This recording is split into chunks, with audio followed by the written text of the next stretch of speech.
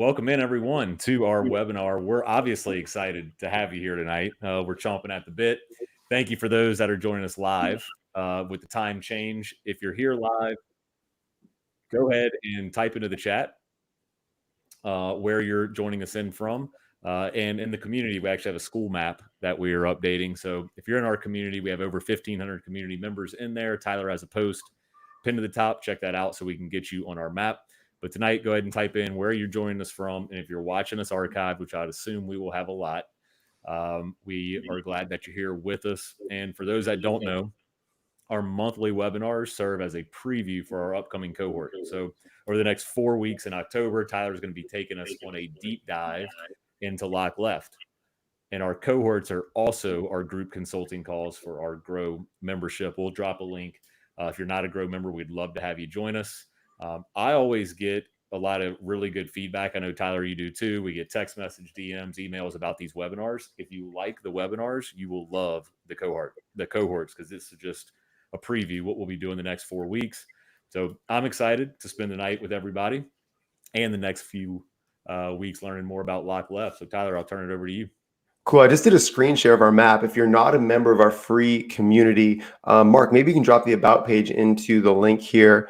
We'll put it in the description as well. You should join us. We're over 1,500 coaches from across the world in the community.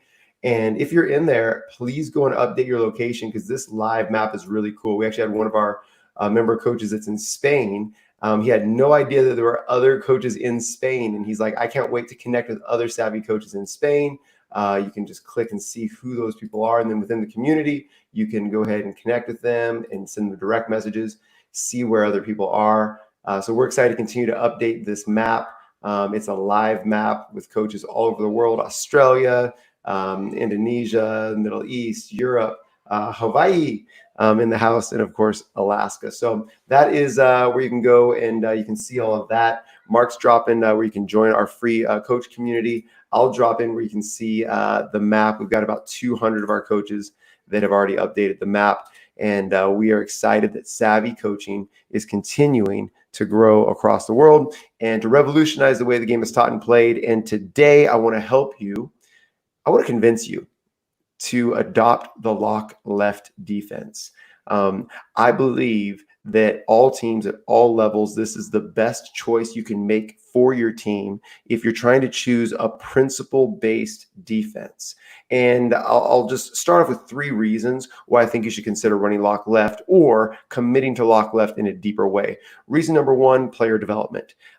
All the way up to the pro level, developing the weak hand, which is the left hand for most players. Developing the weak hand is paramount. I've got a friend that's a player development coach that works with a ton of NBA players, and he said offhand finishing and offhand dribbling are the number 1 thing he works on with these players, even at the pro level. So if you can lock your own team left every single day of every single practice for as many years as you have them, you're going to develop a more complete player. That's reason number 1.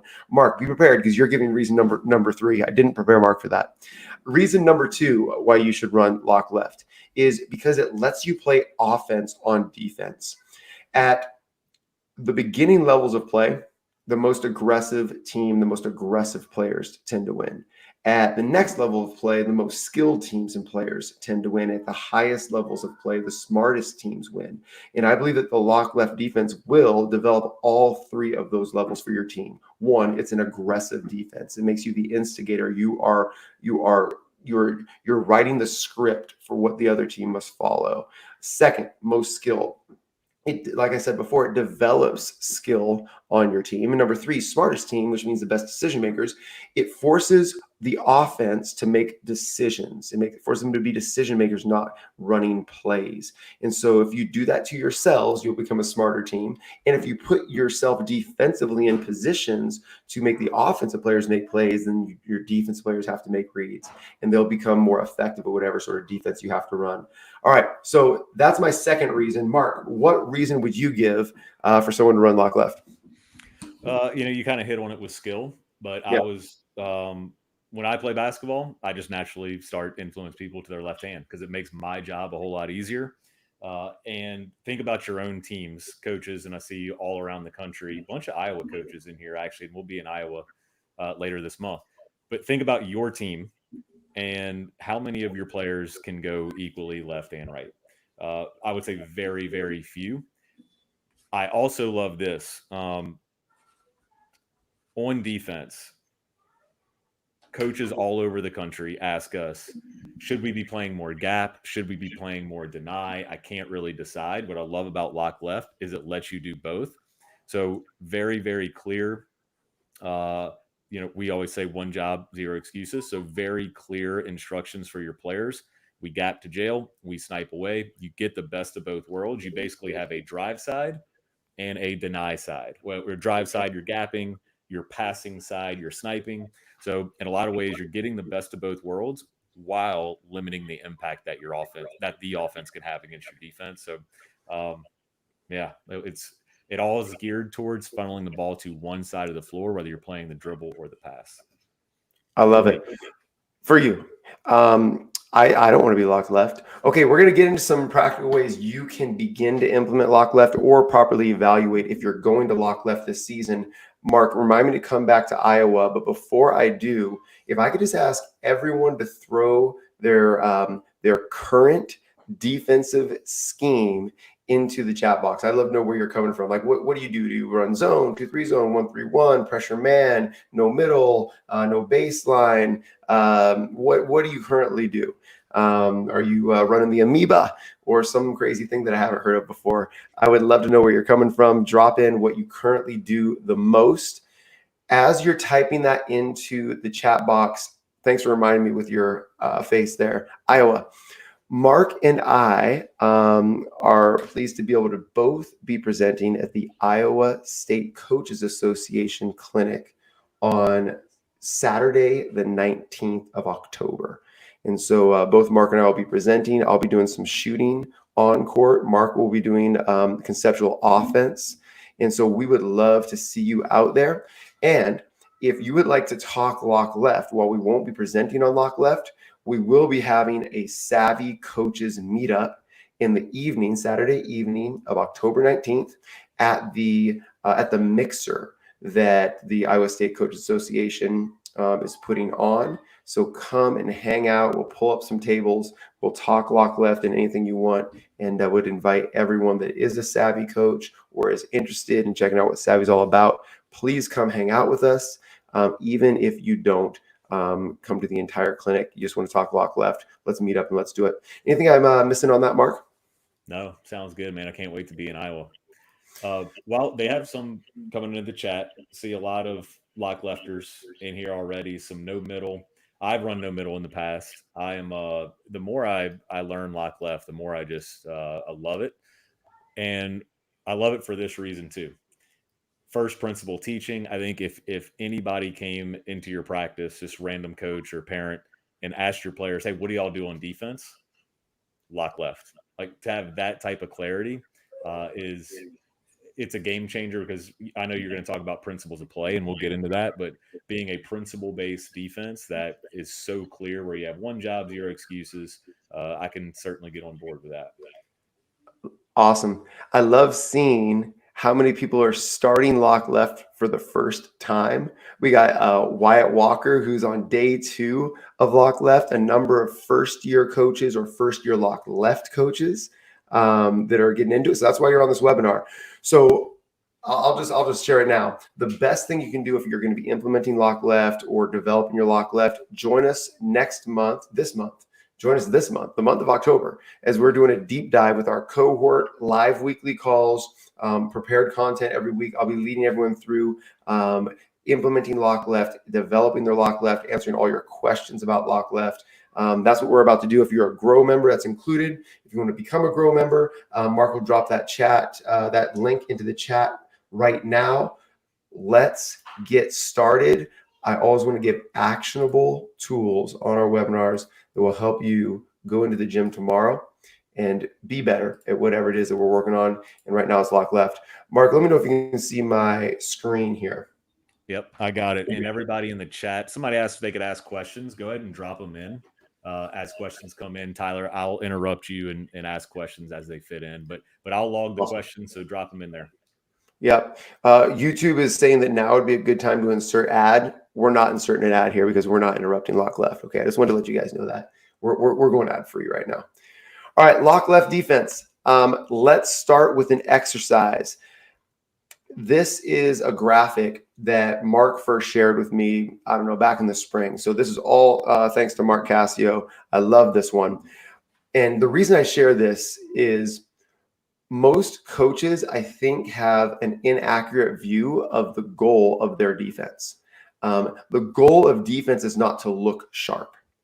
The goal of defense is to effectively impact your opponent. That's the goal of defense.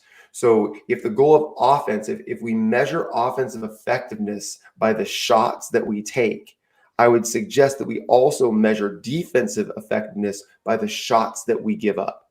It doesn't matter what it looks like, if it looks clean or it looks messy. In fact, we actually want it to look a little bit messy. If we can mess up the organization that the offense is looking for, if we can force our opponents to play in chaos, whereas their coach and their team every day in practice is trying to play in organization, and we play in chaos every single day, we'll be better at the chaos. So the classic or traditional attempt of running shell drill or a perfect defensive possession would not be the goal of LockLeft. The goal of LockLeft is to empower our players to make decisions, to anticipate, and to disrupt, and to create an absolute mess so that we can thrive in the mess. So if you're not comfortable committing to that, you'll probably have a bit of a challenge running LockLeft off the jump.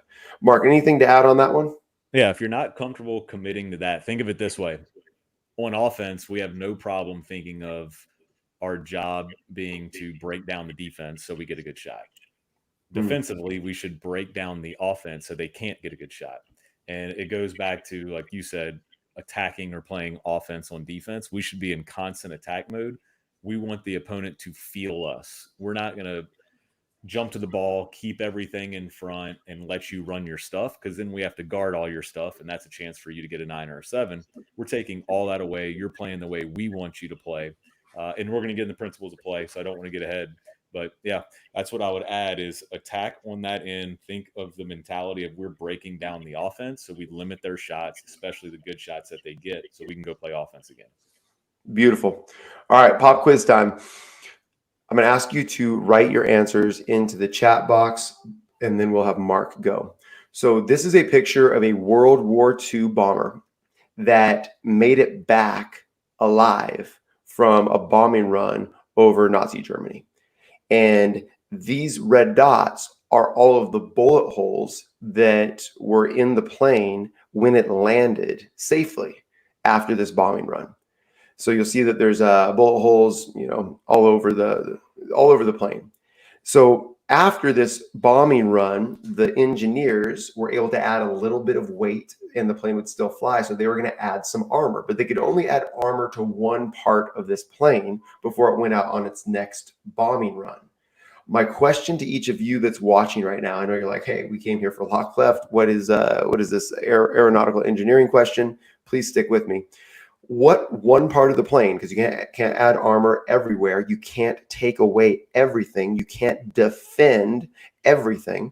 What one part of this plane, don't answer basketball right now, what one part of this plane would you add armor to, given the knowledge of these bullet holes? Please write your answer in the chat box now. Mark, was that question clear enough? Yep. All right, cool. I know they're a little bit delayed behind us, so let's let a couple of their answers come in. Which one part, you can pick any one part of this plane, which one part of the plane would you armor before going out on the next bombing run? Tyler, to fill some time whenever they catch up with us, they shouldn't be too shocked that they're seeing World War II planes, because we did talk extensively about creatine in the Hours podcast. That's a valid point. That's a valid point. Yeah, and got some actually good feedback on that. If you're not listening to us on the Hours, we have a weekly podcast. Great way to get involved for us to spend more time with you. So check us out. RSS feed or YouTube is the Hours podcast. Does it make sense to look for that link and drop that in here, Mark, or no? Or should they search it wherever they get their podcast? The Hours. I'm going to drop the link. Okay, I like that. All right, we got some answers coming in. Let me read their answers, Mark, and we'll go to you. So we got cockpit. We've got like the gunner's area between the cockpit and tail. We've got the motor. We've got tail. We got tail. Okay, we've got 2 or 3 people saying where there are not red dots. All right, Mark, this is good. Where would use? I chose supplement. Where would you add the armor, Mark? I would add the armor on the places where they do not have red dots. And the reason being because those planes didn't make it back. So if we're having bullet holes where all the red dots are, and these are the planes that made it back, then we want to add armor where there were not red dots because those planes are going down. Boom. And I think a lot of our coaches were on that same train or on that plane as well. And so this is really addressing, what do you defend? Armor guards, armor defends. Any defense is going to give something up and take away something. And before you decide what defense you're going to run, it's most and more important to determine, what are you going to guard? What are you going to defend against? And a lot of times we spend too much time as coaches defending against the things that don't actually cause us to lose games. And so principle-based defense is determining what you're going to guard. And so let me transition here and ask everyone this question. Please type it in the chat box. We'll go to you first again, Mark. You can pick one thing to take away, one thing to contest defensively against your opponent. What's the one thing that you would want to take away from your opponent as they are on offense and you're on defense? This is the one thing you're going to armor against, you're going to guard. Mark, what would your answer be to that? I would take away nines first. Nines. Okay, define nines for everybody. That is a big advantage layup. Cool. So you're guarding the rim. You're giving up other things. Perfect. Yes, if that's where you're going with it. Now, I think there's another. Is that good? Is that where you're going with it? I don't know where I'm going with that. I just like an honest answer. That's good stuff. Because I originally I had a different answer, but I changed it right at the last minute. But I'm going to stay with nines. Okay, I like it. All right, so we got Coach Dennis saying the one thing they're going to take was a 3-point line. We got straight line drives, nines or layups, straight line drives, right-handed layups. Okay, Ryan. Taking away an opponent's best shooter. Beautiful. Okay, so keep the answers coming in. The goal of LockLeft is to know your job and do your job. The S in SAVI stands for simplicity. Simplicity always wins. We're building a business right now, and as we're making business decisions, simplicity wins. In our parenting, we're trying to figure out, bedtimes and morning routines. Simplicity wins. The more complex we make things, the less likely it is to get done. And it's true in your defensive systems as well. Simplicity wins. And so we want players to know their job and then do their job. And in the LockLeft defense, your job is very simple. The 4 things that we are going to take away, we are going to stop what kills. And what kills us are our butts, RBUT. And if you're a new or longtime LockLeft coach, this is what I would encourage you to measure. Practices and games, R butts. How many of these things did you give up? R, okay? R stands for right hand drives. So a lot of coaches were talking about straight line drives. And the LockLeft is a little bit of a twist on that.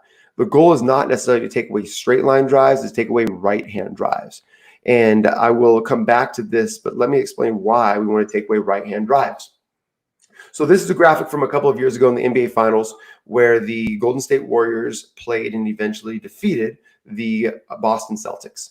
And in games 1 through 3, where Boston won the majority of those games, you can see by the arrows here the percent of drives that the Boston Celtics drove left versus drove right. You can also see the points per possession that were generated on those drives, 0.66 on drives left and 0.93 on drives right. After the first 3 games, and Draymond Green has talked about this, after the first 3 games, they changed how they were playing. They essentially locked the opponent's left. Jaylen Brown, Jason Tatum, Marcus Smart was on that team as their primary ball handlers. They locked them left. And you'll see that in the following games in which the Warriors won 3 straight, they completely shifted the percentage of drives. They took away, battled for, armored against stopped right-hand drives, and they got the majority of drives going left, which generated 0.57 points per possession. And it also, because it was harder to drive right, the right-hand drives only generated 0.71 points per possession. These are the best players in the world. They are less efficient driving left. And middle drives versus baseline drives do not have this same discrepancy of efficiency. And that is why the number one thing that kills a lock left defense is right-hand drives.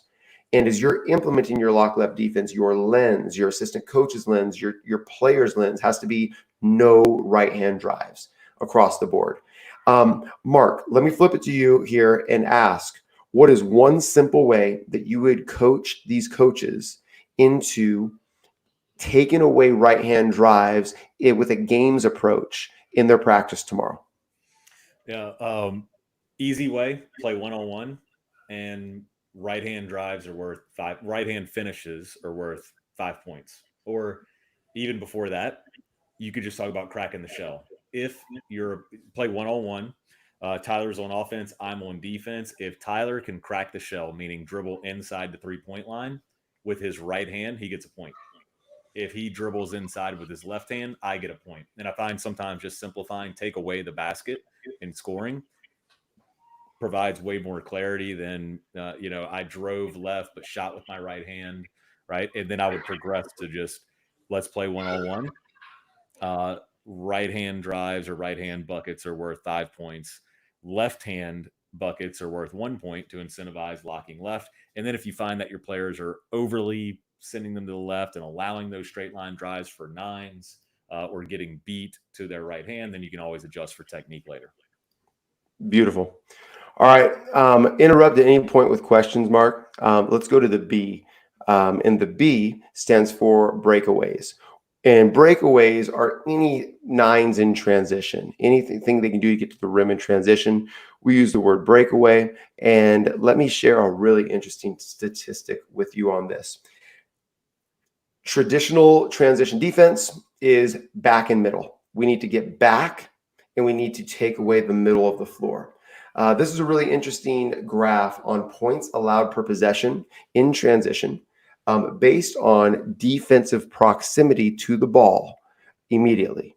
So you'll see that as the on-ball defender gets further from the ball handler in transition, you'll see that their points per possession go up. Whereas when you can pick up and get someone on the ball early, taking away vision, and in our case, influencing it to the left-hand side of the floor, their points per possession in transition actually go down. This is a statistic for NBA last season in the first 5 seconds of a possession. And so we actually believe that the best way to take away points in transition, to take away breakaways which is the B, is to make sure that we have ball and wall. And we do that through our transition roles. Right. So our wolf, their job is whoever is either breaking out or the outlet, the other team's point guard, get on them early and start the ball left. We want to start it, speed it, and lock the ball to jail. Right. Tyler, start the ball left. Go ahead, Mark. Yeah, I have a question on I like it. Starting the ball left that came in the chat. Yeah. It says, in an instance where your wolf fails to do his or her job, and the ball makes it to the right side of the floor, are you now forcing middle? And if so, how do you prevent paint touches from killing you? Beautiful. I think that whoever asked this question might get a little bit mad at me, but I'm going to say it this way anyway. If the ball does get to the right-hand side of the floor, which a lot of our coaches are calling the free side, and I've adopted that language. I can't remember which one of our SAVI coaches started. We got the jail side and the free side as opposed to the right and left. Don't worry, I'll get back to your question, Mark. And if I get too far astray, bring me back.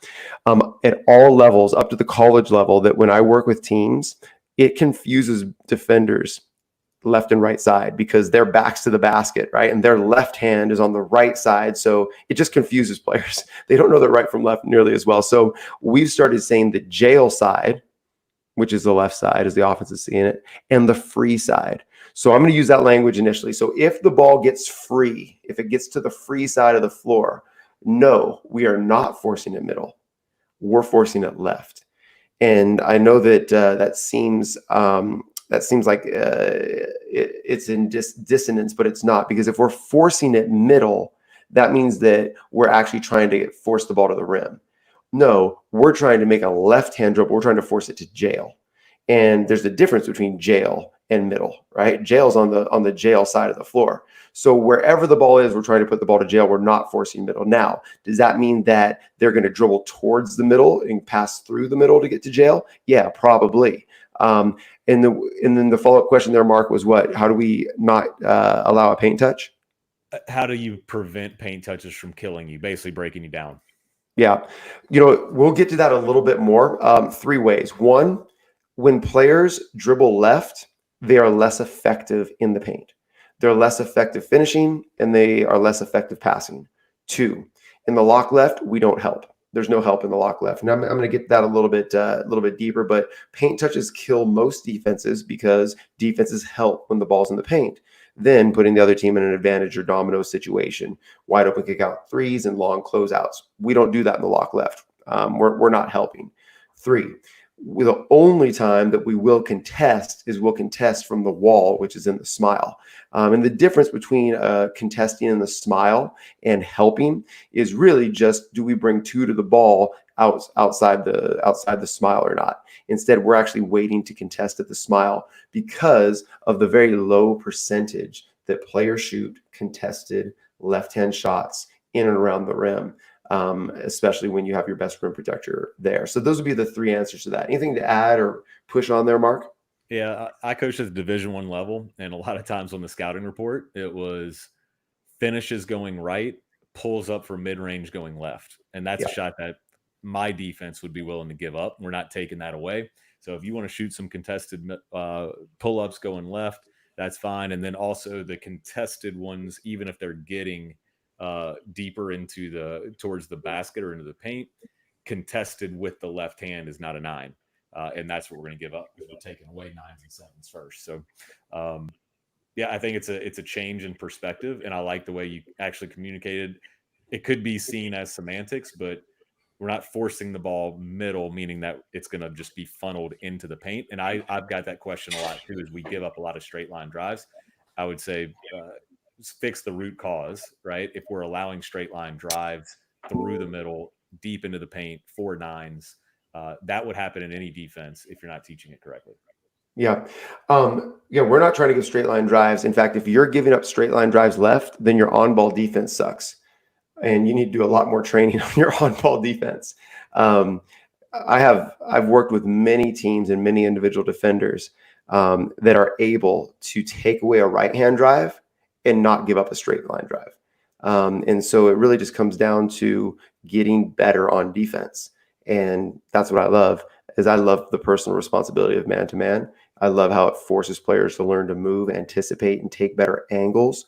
And, that's we're kind of going a little bit deeper into this. We'll go a lot deeper into this into our cohort. Is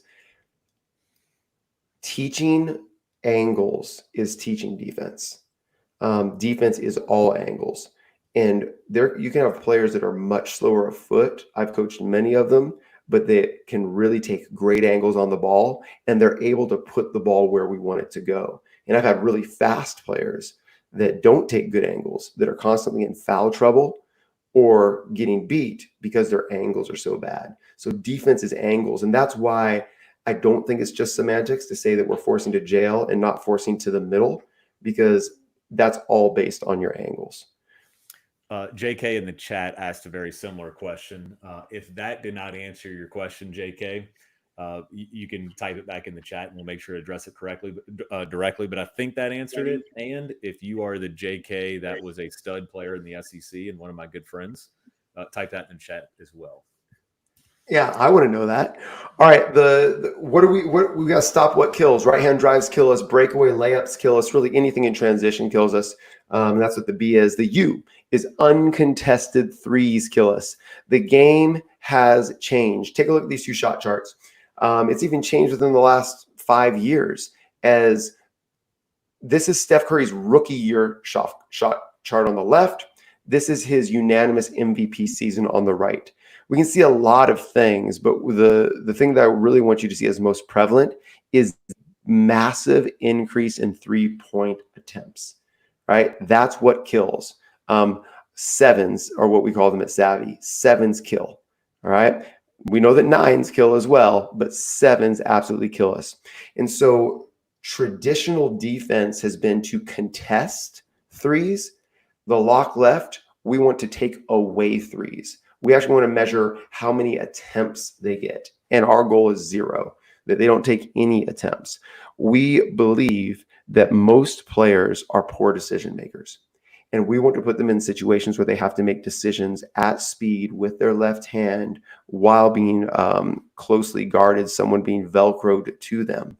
And the more decisions that they have to make in a possession, the more times that they have to make a decision on the move, the more opportunities there are for them to make a bad decision, to travel, to throw the ball away, or to take an ill-advised shot. But every time we let them shoot a 7 or shoot a 3, that's an easy decision. And that's a decision that players make all the time, is to shoot. They want to shoot, and they're becoming better shooters. So we want to take those things away. We want to stop what kills. Uncontested sevens, that's what a 7 is, kills. And so we will take it away completely. Mark, anything to add on that one? Yeah, somewhere along the way, and I could correct me if I'm wrong, but I think basketball coaches lost their way defensively. If you look at any football game or football game, talking soccer or hockey, they're all trying to win the ball back. Like that's the puck, or they're all trying to get the ball back in their possession, not allow shots and kind of contest them, right? It's not, a huge stat in soccer or hockey is shots on goal. So we got to eliminate shots on goal. If your opponent is allowed to get a shot, that means they have a chance to end the possession with points. So the only way to truly impact your opponent's 3-point percentage and how much they hurt you from 3 is to eliminate threes. The way we do that in the LockLeft is close offs, and we make every catch a dribble.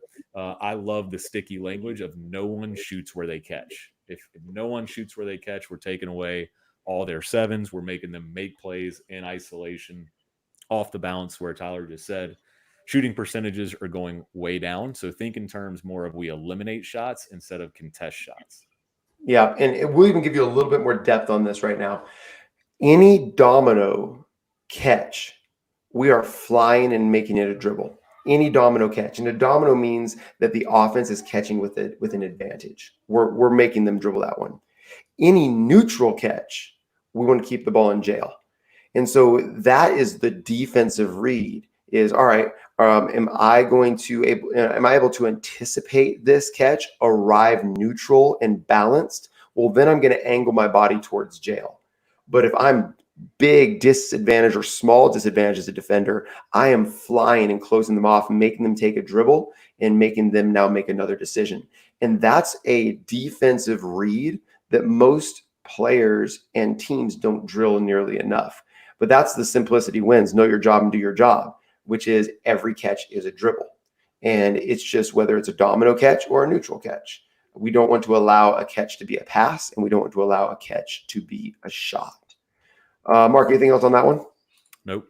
All right. T. The T just stands for the thing they want most. The thing they want most. And the thing that your opponent wants most is to run their offense. And their offense is built around some type of an action or some type of a shot. So this is an interesting graphic. I don't think it fully captures that, but we know where Kevin Durant wants to shoot it from most, because he led the NBA in effective field goal percentage from these areas on the floor. He wants to catch it there. He wants to work in isolation there. He wants to get to his pull up there. Okay, that's where he wants most. Rudy Gobert, we know what he wants most. He wants to dunk it because he can't make anything else. All right, so everyone has something that they want most. And our goal in the LockLeft is to take away that thing that they want most. The thing that very few players want most to drive to their weak hand and finish oversize. That's what very few teams and very few players want most. What they want most are these other things. The same thing goes for actions. Like, our goal is to not let them run an action. Our goal is to make every catch a dribble. so that they can't run the action that they rep out, whether it be a high ball screen, whether it be, center action, whether it be split action, whatever. We don't want to let them run their action. We want to make it go. In fact, the three things that I'm reminding my teams of most from the sideline in LockLeft are this. One, I say sit. I remind them to sit in and on the right hand. Sit is our language, to sit on the right hand so that they can't go right. Two is fly.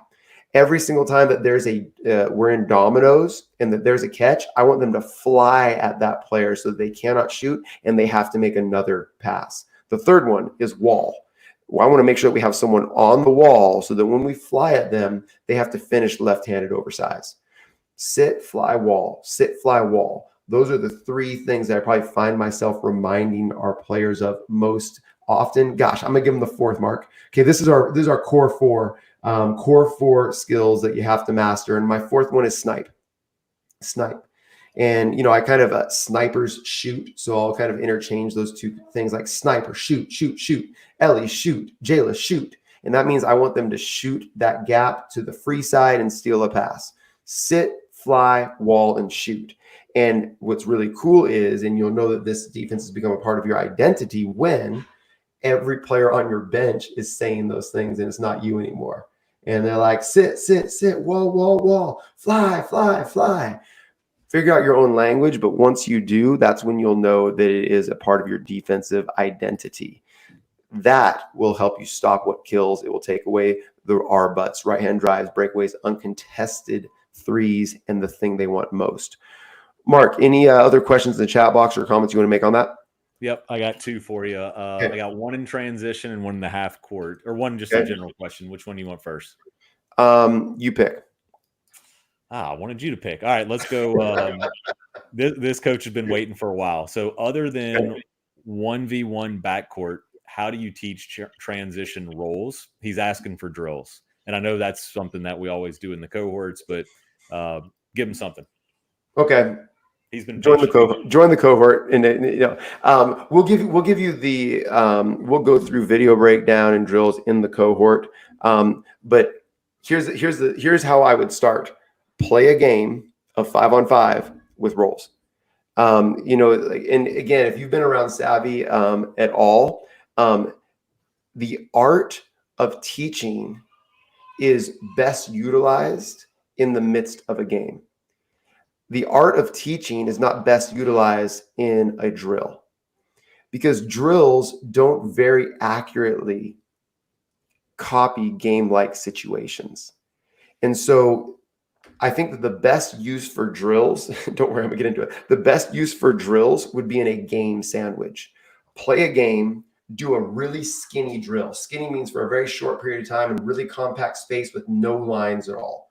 Okay, that's what a skinny is. And then go play the same game again. So here's exactly how I do it. We play 5-on-5 to 5 with roles. And I would say, here's your 5, here's your 5. Go talk to each other and you pick your roles. Then they come back and they have to tell me what their roles are. All right. Then I say, okay, great. Let's play 5-on-5 to 5. We're going to say breakaways. Any breakaway 9 is game over. Let's play. So then I get to observe. I get to observe how well they execute their roles. They talk to each other. Maybe someone wins, and I see what the issue is, right? Okay, then I observe that the issue is our wolf is chasing the ball all around. That's a very common issue when you first establish roles. They pick up the ball's passed in the backcourt, and the wolf chases the ball, and then it messes up everyone else's matchups, right? So then I say, okay, here we go. We're gonna do a quick little skinny, okay? And we're gonna go in groups of 3. You're gonna work from baseline to baseline on this little skinny drill. And we're going to initiate the ball on the jail side. Wolf's on the ball. As the ball gets reversed in the backcourt, the wolf is just going to go to the gap. And we're going to pass back. We're going to work our way up the court. Rugby rules. No forward passes, backward passes only. And the wolf gets to go from on the ball to gap to on the ball to gap to on the ball to gap, so they don't chase the ball around. We do that little skinny drill. And now our wolf rolls a little bit better, and everyone else understands what it is. And we go back and play 5-on-5 again. Okay, then all of a sudden we're playing 5-on-5. We're like, gosh, no one's getting to the wall, and the wall's defending in the small. No one's getting to the wall. What do we got to do? Well, I guess we got to work on a wall drill. All right. So let's do the same thing, rugby rules, but we're going in groups of 3, and the one defender has to sprint to the wall. We're going from half court to the rim. And rugby rules, you can't pass ahead, but someone has to crack the shell and go and attack and try to get a 9. If they can't get a 9, they can kick back out for a 7. So it's going to get that one player getting to the wall. So I would kind of do it like that with a game sandwich, 5-on-5, skinny roll, 5-on-5, skinny roll. And that way everyone learns every position. Mark said this a bunch, and I love it. Every player, every skill. Every player, every skill. Even if Mark's going to rarely be running to the wall in transition. I guarantee if Mark's going to get playing time, he'll be on the wall at some point in a defensive possession. And so Mark understanding what his teammates are doing on the wall and getting reps on the wall is going to help him have conversations, help him anticipate a little bit. Every player, every skill. So that's how I would initiate roles. And let me actually, you might have a follow-up or an addition, Mark. I'm going to go back to screen share because I'm not going to assume that every coach knows the roles that we have here. So let me just go to this. So many coaches use many different names. We use these roles in order to have one job and 0 excuses. The Wolf's job is to find the ball handler and start at left to get within proximity as soon as possible on a made shot or a missed shot. The Gap's job is to get back to the jail side of the floor. That's going to be the Gap side. They're going to pick up the nearest player to the ball on the Gap side. The Sniper is supposed to deny and get up. They're going to get the nearest pass to the free side. Oftentimes, if the Wolf is doing their job, that's going to be the trailer or the inbounder or whatnot, whoever's trailing into that other action spot up top. Then we got Nail and Wall. The Nail, their job is to get to the defensive nail and then match up with the furthest player from the ball. The Wall gets to the smile and matches up with the nearest player to them. So that's how we make sure that we take away the middle of the floor and we hunt the 2 nearest passes. Mark, any follow-ups on that? Yeah, I'll echo teaching through the game. If you play more games at practice, they're going to show you exactly what you need to teach. I spent time with a Division I program this morning, actually, and watching their practice. The coach stopped it a couple times because they were giving up corner 3s in transition. So my feedback would be, okay, either we stop and do a skinny right now, and we work on exactly what's causing us to give up the corner 3 in transition. In this case, they weren't loading to the ball soon enough, or we make note of that and we design a game that's going to force our players to defend a 3-pointer from the corner in transition. So I think there's a lot of hesitancy to install or teach through games, but it's actually the easiest way to see what exactly you need to coach. Yeah. And let me take Jeff's question real quick. Or no, sorry, it's not Jeff's question. It was Brandon's question. What if the team's best player is left-handed and he's what they want most? Okay, I'm going to flip this one and actually say that is the occasion where what they want most is also what we want most, and so we will allow it. I've actually found that when the other team's best player is left-handed, they are more willing to go left. Most right-handed players and teams become unwilling to go left because they know that's what you're trying to force them to do. But that lefty is so willing to just go. And it's what we've been training all year long. It's where our help is loaded up on. And we are going to be better at that than they are most of the time. I've got David Klein. I don't know if you're on here, DK. He actually just texted me. They got to the Final Four in the state of Michigan this last year running LockLeft. He's LockLeft OG early in his LockLeft journey. They got to playoffs, and I think he said there were 3 or 4 players on the other team as starters were left-handed, and his assistant coaches were like, "We got to change everything. We got to actually lock them right instead." And DK texted me, said, "I think we got to switch up our whole defense and go right." I said, "Do not do it," and he did it anyway. And so they went down by like 20 in the first half because they hadn't played that way the whole season, and everyone was confused. And so then the second half, they went back to locking left. I've told this story so many times, and they made a big run, came all the way back, and lost by 2. But regardless, he has said we're not going to ever do that again. We're gonna dance with the one that brought us here. So that would be my answer to that one. Also, do you feel LockLeft is more or less effective when playing FIBA 3-on-3? Less effective. Every defense will be less effective in 3-on-3. Every single one, because there's just more space. It's harder. There's more space. There's less help. But I would use FIBA 3-on-3 to teach LockLeft principles 100%. Yeah, I'll follow up. We got a question here. Yeah, we got a bunch of them. I'll let you kind of. Yeah, I'm logging them here. This one is more about the LockLeft spreadsheet. It's what do you look for when assigning roles to players? Ooh, that's good. Can I take that one? Yeah. Cool. So hey, you'll get the spreadsheet if you join the cohort. There's a bunch of resources, but I think this is more of a principal question. Okay, what do you look for? Let's start with so first, let's start with roles first, because your best players are going to be the best at every role. So it's really like what role is most important. Okay, wolf and wall are your two most important roles. Wolf and wall. Your wolf needs to be your best on-ball defender. Now, your best on-ball defender is going to change a little bit when you move away from a more traditional defense to a lock left defense. Traditionally, the best on-ball defender is usually someone that's shorter with really good lateral movement that can turn the ball and keep it in front. Well, that stopping and starting and turning is not nearly as important in the lock left. It's more important that you understand angles and that you can keep the ball to one side without getting beat and allowing them to turn the corner and get that straight line drive. So I have actually found that intellect, length, and strength become a little bit more valuable in your wolf than they would be in your traditional like pesky turn 'em defender, because that length really allows you to discourage any passes right. That strength allows you to kind of be a little bit more side to them on drives and to be able to body them off the line. Whereas like speed in turning is not, we're not trying to get in front and stop them, right? And then angles and intellect, like the wolf picking up early doesn't mean you're pressuring. The wolf picking up early just means you're influencing. And some of the best wolves that I've seen, like, just really understand space and angles, and they just influence the ball left without ever pressuring it or speeding it up. In fact, even just slowing it down. So wolf would be first. Anything to add on the wolf part, Mark? No. All right, easy. Wall. If you have an above average rim protector, lock left is for you. Because our goal is to run drives into the wall. We want to run drivers into the wall. It sounds dangerous and painful, and it should be. So if you have an above average rim protector, you want to have them just sprinting to the wall. And our goal is to keep them on the wall or in the smile the entire possession.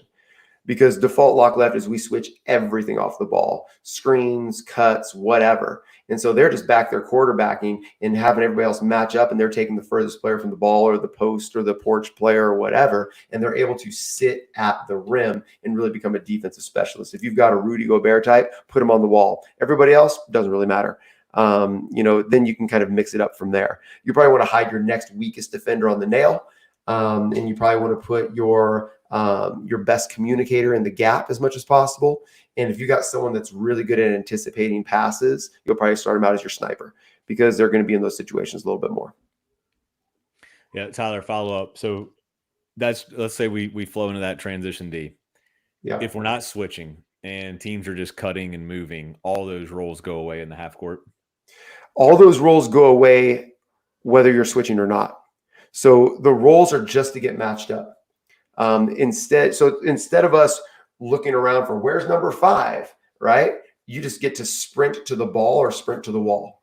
3 players are sprinting to the ball and 2 players are sprinting to the wall, right? Your wolf is sprinting towards the ball, your gap and your sniper are sprinting towards the ball, and you match from there, right? The gap's trying to get to the jail side, the sniper's trying to get to the free side, right? You've got your wall defender getting to the smile, you got your nail defender getting to the nail, and you match from there. One job, 0 excuses, sprint and match out of it. As the moment you're matched up, there's no more roles. Everyone's playing defense. It's the same thing that we do on our offense, right? The moment that you've gotten your shape in transition offense, it's 5 players playing offense. There's no more positions or no more roles. We're positionless. The roles are just for transition in order to transition faster with a little bit more clarity. So are you saying offense and defense are the inverse of each other? I'm actually saying the defense and offense are the inverse of each other. Yeah. All right. What if you're addressing the wall? What if you're a small team? That came into the chat. Well, if you're a small team, it probably matters a little bit less who you put on the wall, but it matters even more that you have one if you're a small team. And, from the wall, you might teach a little bit less of verticality and teach a little bit more of charge taking. I'd probably shift that way a little bit. And if you've just got an excellent charge taker, throw them on the wall, because you're going to get people playing out of control to their weak hand, and you can probably take a lot of those charges. All right, we got a couple questions. You want to go to questions, or you want to go to more to your presentation? Let's stop there with the presentation, and let's just answer questions. And again, like if you want practice plans, if you want film breakdown, if you want deep dives into how to teach, how to sit, how to fly, how to snipe, and how to wall, that's what we're going to be doing in our deep dive cohort. So I really invite you to join us in that. You can also go to LockLeft.com if you haven't already. Throw in your email and get three free resources there. There's a bunch more in our community also. So let's do a couple more. Yeah, JK's wall is going from 6'8" to 6'3". It's not how big you are, it's how big you play. That's right. But yeah, that's tough. Another wall question. The wall is a popular role tonight. Who does the wall guard? So are they guarding the other team's post player? Yeah. Okay. People are going to take this out of context. I hope people don't take this out of context. Ideally, your wall is not guarding anyone. And I'm using guarding and matched up differently. They're matched up with someone, but ideally they're not guarding anyone. Ideally, like the best mans are zone, right? And so LockLeft is a man-to-man defense, but it trends heavily towards zone off the ball. And we're probably heavier into zoning up and towards the ball than most other man-to-man defenses. So your wall is probably matched up with a post player or a short corner player or the opposite corner from the ball. That's who your wall is matched up with. But if we're doing our job and we're making the ball go, it's really hard for the ball to skip and to punish that. So we're really heavy into the wall, and their goal is to stay there and to be able to wall up on drives. Have you considered calling the wall a goalie? Because they're protecting the goal more than likely. No, I haven't, but I know many other coaches have chosen to. Was that a Mark question or a chat question? That was a Mark question. I like that. Guess what might happen the next iteration of I don't like hockey. So, but yeah, I get it. Yeah. I found it created a lot of clarity, and like your job is to guard the goal. Like, because they've played soccer at some point, right? You have a goal. Oh, you were thinking soccer. Okay. I was, I do like soccer more than hockey. Yeah, and I actually spent some time with a soccer coach. It's amazing the parallels. He was talking about their small-sided games and playing lacrosse as well. Actually, I don't know much about lacrosse, but I spent some time with a lacrosse coach. There's multiple lacrosse coaches that run LockLeft, because apparently most lacrosse players are right-handed, so like they're more effective shooting from here. So they're like on the ball, locking them left because they can't shoot as well from here. So I think there are maybe like 8 to 10 lacrosse coaches running LockLeft that I've spoken with. Makes complete sense. Makes complete sense. One for you. Ryan just said, I heard bear protect the cave. I know that's something that's been communicated in the past. Yeah, so that would bear would just be interchangeable with wall or interchangeable with goalie. It's language that different schools have used. So, for example, two of our most successful schools that won state championships within 1 year and 2 years of putting in LockLeft, they use the terminology bear. And so I use that a lot in a lot of my previous teaching because I was doing a lot of work with them. I've defaulted to wall for our local program here, our academy club program here in Phoenix. So figure out what works for you. Language should be yours. And I think bear and wall, goalie can all be interchangeable. This might be the best question of the night. You ready for it? It's going to be tough. Yeah. When does the LockLeft cohort begin? That's good. When does it? Let me pull up my calendar. Tuesday the 8th. I'm glad you know what's going on. Tuesday the 8th. Well, actually, I'll say that's our first live consulting call for our LockLeft coaches. But the cohort begins on Monday. And a cohort is just where we choose to deep dive one of our SAVI topics. And so it's going to begin Monday. We're going to begin, I'll begin putting out additional resources, homework assignments, posts in our community about it Monday. But our first live call will be Tuesday the 8th. And for clarity there, if you join the cohort, that is our group consulting call. The first half, the first segment is all yours. If you have questions about offense or practice planning, tryouts, whatever you want to talk about, that's our group consulting. So come ask us anything. And then Tyler will present on LockLeft. We just did Drive in Space this past month. Loved spending that 4-week deep dive in the Drive in Space, working on a Drive in Space course that'll be released in October. So every month we just pick a new phase of the game or a new topic to deep dive in. But every week you have your opportunity to ask us anything that you want. Yeah, and if you are choosing to join SAVI for the first time for this cohort, you also get, when you join for $97 for the month, you not only get the live consulting calls, you get our entire classroom, which includes our LockLeft course. So if you're new to LockLeft and have not yet gone through the LockLeft course, you'll want to start there and go through that maybe synonymously at the same time as we go through the cohort. Yeah, Mark is showing our classroom right there, which gets unlocked for anyone that chooses to join us for a month as a Grow member to get our cohort live consulting as well as the entire classroom. Ryan says, work the skirmish and scram. You are exactly right. Skirmish and scram. So we don't help in LockLeft. We skirmish or scram. And the only help that we might provide would be from the wall at the rim. But we're not helping from one pass away. We're skirmishing or scramming, which means we're fake helping or we're full out peel switching from the right and left. And the more teams can really adopt and get good at that, I mean, it just creates absolute chaos and confusion for the opponent and a lot of steal opportunities because offense starts on defense. Justin says, if the wall lacks mobility to get back on defense, would someone fill in to guard the rim if the defense is in a scramble? Yes, they would. So for example, let's say we get the Wolf on the ball and the gap is getting back and the gap realizes that they're the last player back and there's no one on the wall. The gap would go to the wall until the wall bumps them out, which I think is traditional teaching on that. But we want the wall to get there and bump them out. And then, additionally, if you're going to play this way, it becomes really hard to play a wall that lacks mobility. In fact, one of our college programs that Mark and I consult for is putting in LockLeft. And I actually gave that video feedback to him as it appeared to me that he had this big playing on their first or second team. It seemed like they were getting a lot of playing time.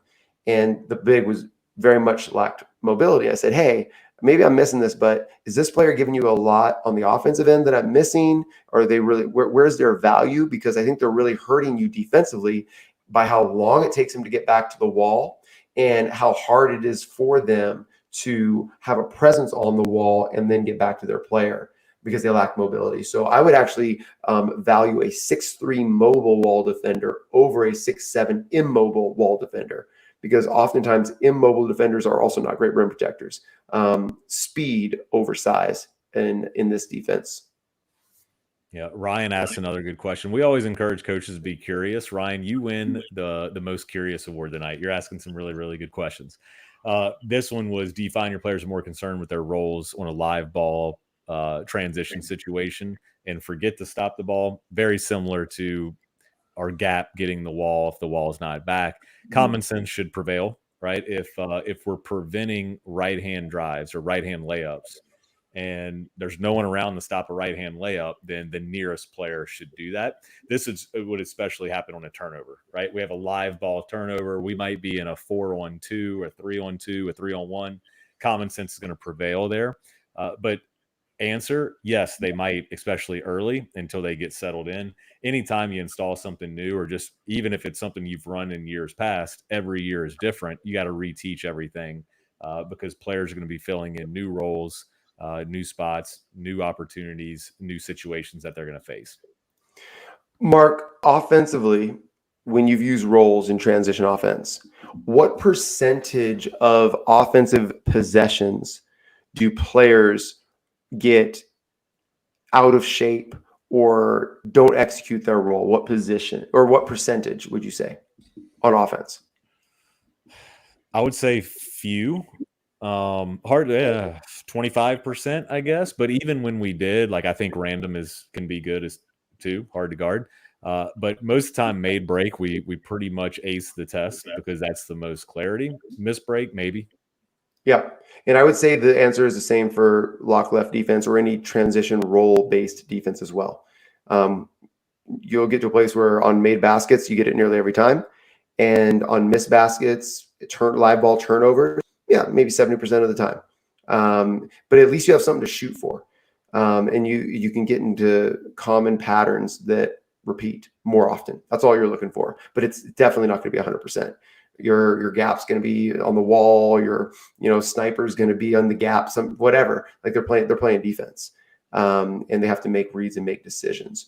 But if nearly half of the possessions are made basket, dead ball situations, that gives you a lot of reps to get better at it. Yeah. And it's something to measure too. If you're not good at it early, then if you're tracking that or measuring it, then you have a barometer to beat. I'll ask this question to myself. This is Wyatt. What's up, Coach Wyatt? Haven't talked to you in a while. What style of team do you think gives LockLeft the most trouble? I'll answer this one, and Tyler, interested to hear if you have the same one. A team that plays conceptually, that can play off the balance, can turn small advantages into big advantages, because that's what we're doing. We're making the ball go. Where does it go? To the left. If they can make really good decisions and they're highly skilled, that's going to be tough to play against no matter what you play. We ran LockLeft at the Division I level when I was at App State.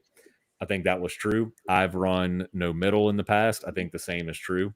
I think anytime you are not allowing a team to run their offense and you're making them play conceptual, if that is what they do, which we highly recommend, that's why we love Race in Space and Drive in Space, is it is conceptual.